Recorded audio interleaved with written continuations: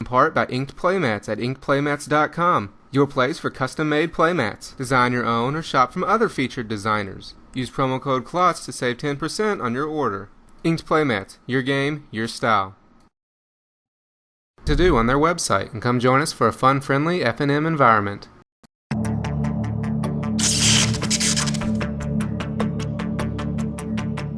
Hello everybody, this is Kevin from KlotzProductions, and welcome back to another Magic the Gathering gameplay.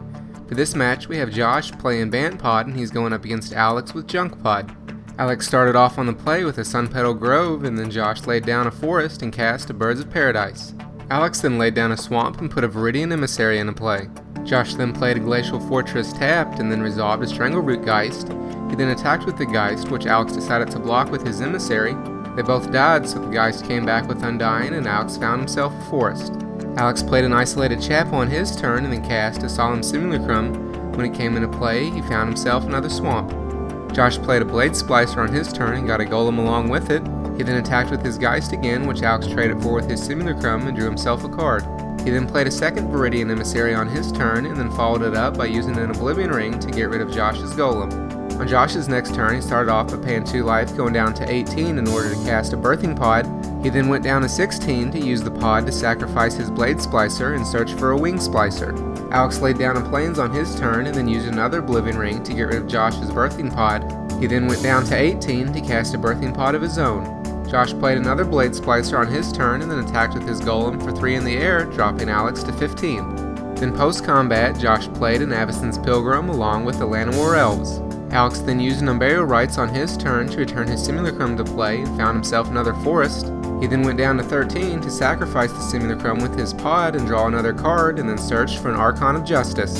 However, Josh used a Fiend Hunter to exile the Archon and then attacked in the air with his 2 Golems for 6 more damage, dropping Alex to 7. Alex started his next turn off by playing a Mimic Vat.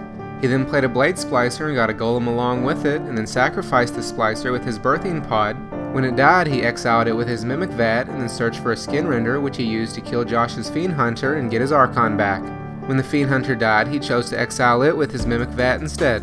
Josh played a Wurmcoil Engine on his next turn and then attacked with his whole team except for his birds. Alex blocked and killed one of the Golems with his Archon. He then blocked the rest of the ground creatures with his creatures, killing all of Josh's along with his Viridian Emissary. Alex went down to 4 from the other Golem and then searched for a Plains from his Emissary. For Alex's next turn, he started off by sacrificing his Archon with his Birthing Pod and used it to exile the Wurmcoil Engine. He then searched for a Massacre Wurm and put it into play, which killed Josh's Mana Dorks and dropped him to 12. He then attacked with his Skinrender and his Golem, dropping Josh to 6. Josh drew his next card and didn't have enough to survive another attack from Alex, so went ahead and scooped it up, giving Alex the win and taking them to Game 2. So that's it for this gameplay. I hope you all enjoyed it.